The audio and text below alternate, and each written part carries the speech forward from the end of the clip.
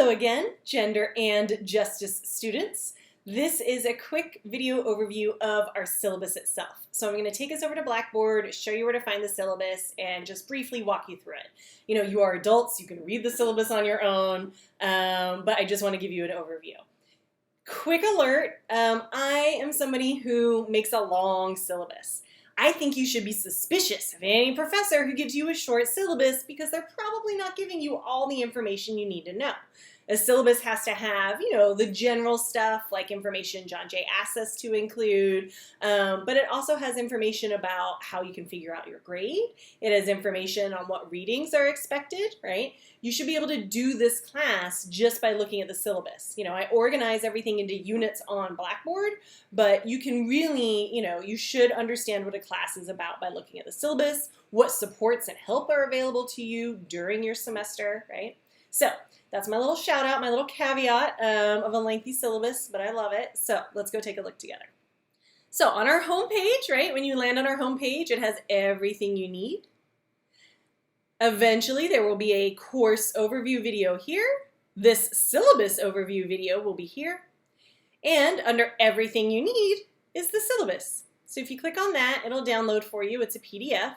I encourage you to just to keep, you know, a copy of it for yourself, you know, on your computer or in your own, you know, in your own cloud, right?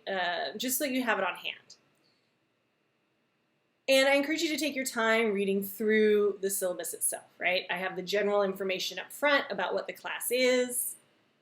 We are online, we are asynchronous, we are still in a pandemic crisis response semester. There's no readings to purchase. Everything is available to you for free. You may have to log into the John Jay library to access it, but there's nothing you need to buy. I have a little bit of information about what it means to be an asynchronous online learning community and what it means to be, you know, taking courses during a continued global health pandemic. I have a little bit more here, the official course description, and a little bit more about what our actual class is about, because again, we will be learning about feminist abolitionism as our example of gender and justice. Feminist abolitionism has a very long history in the United States and around the world. And so we're going to focus on feminist abolitionism in the U.S. And really connect it to experiences, you know, within New York City, within the country that you may actually already be part of or familiar with, right? Feminist abolitionists are the ones who are asking us to disrupt violent systems of social control, to dismantle institutionalized systems that maintain that violence, to defund, right, the criminal justice policing incarceration complex, and to decolonize, right, to decolonize our minds, to decolonize our understandings of community accountability, and to really question what we mean by punishment and how punishment may or may not actually help us and making us safe. So feminist abolitionists have long called for us to disrupt, dismantle, decolonize the institutions that impact our lives, like the criminal justice system, like systems of higher education, which include John Jay, right? So that's what you're going to be learning about this semester. I do understand that oftentimes our learning and our ability to learn is impacted by, you know, our individuality and by life events. So please, you know, take advantage of the Office of Accessibility Services if you need to, if you want to. Feel free to reach out to various other services on campus. You know, we have a food pantry. We can connect you to food pantries closer to where you live. We have, you know, Single Stop in the Wellness Center that can connect you to all sorts of things, including counseling. The Women's Center for Gender Justice focuses specifically on primary and secondary victims of sexual assault, domestic violence, dating violence, and stalking. The Urban Male Initiative is also a student support center that offers all sorts of forms of support, tutoring, and mentorship during the semester, right? CUNY Edge, if you are someone who receives government assistance, like cash assistance, you know, reach out to CUNY Edge because they will then provide you with additional tuition assistance, bookstore vouchers, and additional, you know, supports. You know, CUNY now has a student food navigator portal, so if you don't want to go to Single Stop or the Wellness Center, you can, you know, search through here, right, to find food closer to you. And the Immigrant Student Success Center on campus provides students and their families with various forms of legal connecting to legal support and various forms of advocacy. And something that I don't have on here is the brand new LGBT Resource Center that John Jay has established on campus. So there's lots of supports on campus. As you continue through the syllabus, you'll see course expectations, right? What will I do in this class? So this is a quick chart that describes every single assignment that you will have, the points associated with them, when they're due, how often you have to do them.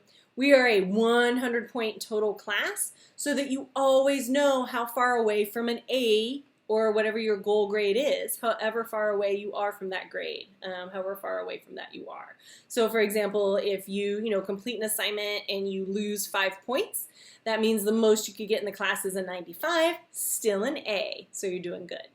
There are extra credit opportunities for you, including attending the optional Zoom intro to the course on the 31st.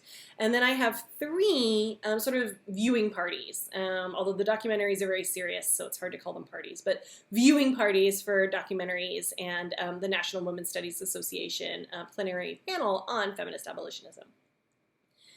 Curious about what some of these things are? You can scroll here. There's more description.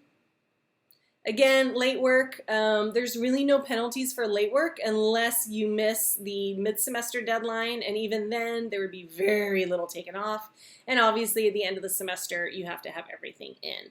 Otherwise, think of the due dates as suggested due dates. So if you turn it in a couple days late, that's totally fine, right? The due dates are there to help keep you on track because we are an asynchronous course, which really means it's up to you to put in that work of staying on track.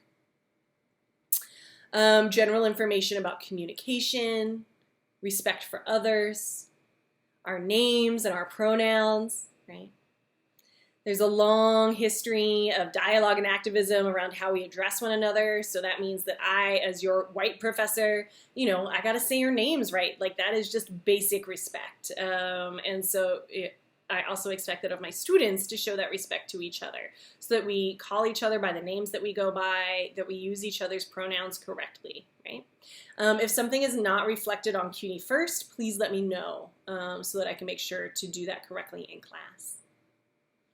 Then we start in on the schedule. The schedule, again, is the same exact thing as you would find here on our Blackboard homepage. So unit number 1, August 25th through September 2nd, is this unit, right? So everything that's here is here. So if you click on unit number 1, you'll see the 5 tasks.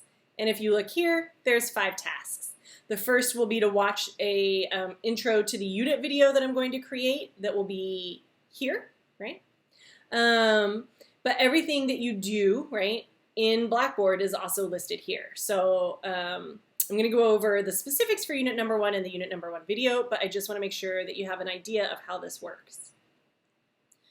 Unit number 2, it's a little bit shorter in terms of time because there's so many dates in which classes aren't being held, so I tried to incorporate that into the amount of work that is required here, right? And again, each unit, your first task is going to be to watch an overview video that I create. Your second task is going to be to create a discussion board post based on the discussion board that you've been assigned to. Task 3 is going to be sort of the heart of each unit. It's all the readings, the videos, podcasts, audio clips, right, that I want you to explore for this particular unit, right? Task 4 is going to be a quick facts check-in. And a quick facts check-in, it's worth 4 points. It's very easy. It is a way for you to check in with yourself to make sure you learned the main points for each unit. And then occasionally I'll have additional tasks like you noticed with our first unit is actually 5 tasks because I have this little extra getting started up in here, right? But in general, this is how our units will be organized, okay? Most everything is also hyperlinked on the syllabus, except for things that are PDFs that aren't available on the library or online. So these are my PDFs, right? So for example, if you're in unit number 1 and you're looking for the 2 different intersectionality readings, you click on them. It prompts you to log into the John Jay library. It takes a second, and then, aha, here you are. Here it is. So then you can read it, here. You could download it. You could save it as a PDF. You could listen to it. So it's there for you. So feel free to browse the syllabus. You can see what the other units will be about. You can see, what some of the other readings are. I try to put the, page length, the page, the actual page, the actual number of pages, as well as, a quick, like this one's going to be a long read, this one's going to be a short read, so you have an understanding of how long it'll take you. Remember that each unit is approximately 2 weeks in length. You cannot complete 2 weeks worth of work in one day. So think about how you want to organize your schedule this semester and where you're going to put Gen 205 into that, right? So, it's a 2-week unit. Maybe that's 4 days that you split up in there, and you do task 1 and 2 on a certain day. You do task 3, all the readings and listening and everything. Take your notes on that on another day, and then you come back and do the quick facts check-in and review all of your notes, right? And make sure that you're up and up, and look for any additional tasks.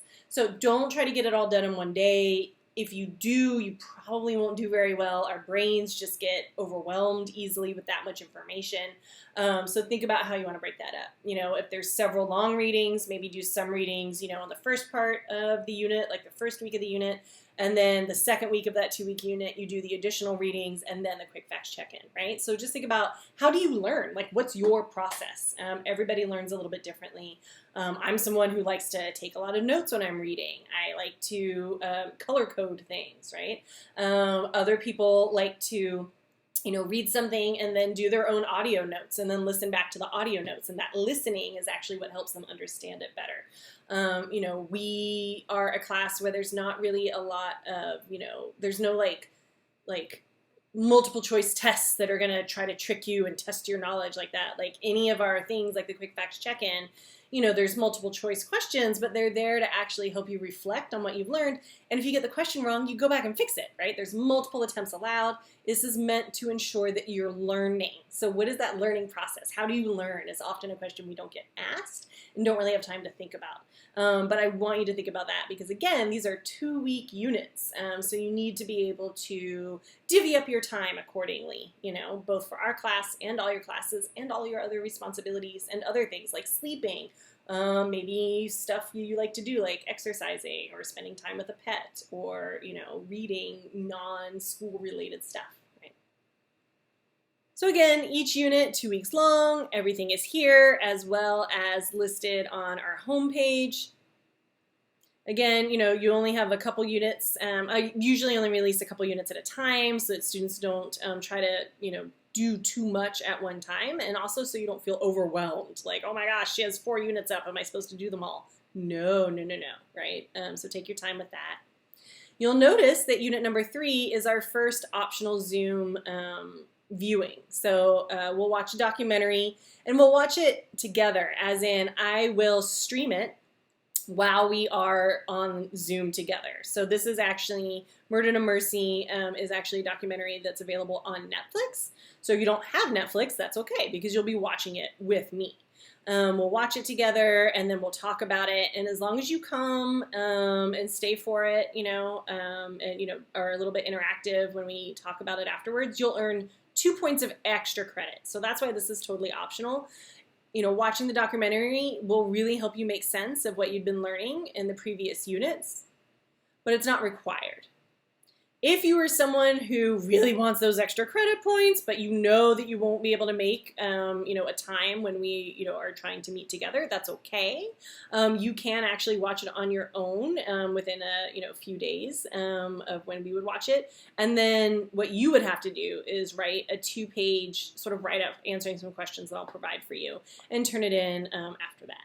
So for those of you who come and watch it with me, you don't have to do the 2 pages, right? The 2 pages is to ensure that those who do it on their own are doing it and understanding it and are digesting it, and that writing is taking place of the digestion that would normally happen after we watch the documentary and are talking together, okay? So explore this. Let me know what questions you have. I like to include, a little bit of visuals to help guide you into understanding what we will be learning about. As you can see, we're going to be talking about sex worker rights. We're going to be talking about LGBTQ people's rights. We're going to be talking about, what it means to defund, decarcerate, abolish the criminal justice system, right? Divest from prisons. What does that mean? So you're going to be learning a lot in this class. I encourage you to explore everything both on the syllabus as well as on Blackboard. And as I said, please reach out to me with any questions. Email me, text me, I am here to help you. Do you want to talk, one-on-one? That's awesome. Let's set up a time for a phone call, a Zoom, or a Skype. I'm here. If you're confused about how to get around on Blackboard or something like that, we can Skype or Zoom, probably easier with Zoom, so that you could share screen and then I can help you and show you exactly where you need to go. Right? You can also come to our optional Intro to the Course Zoom that will be on August 31st from 1 to 2. But you don't need to come to that. But if you want to come to that, you are more than welcome. Again, I really do enjoy interacting with students. And so, reach out. I am here to support you. All right. Thank you for watching.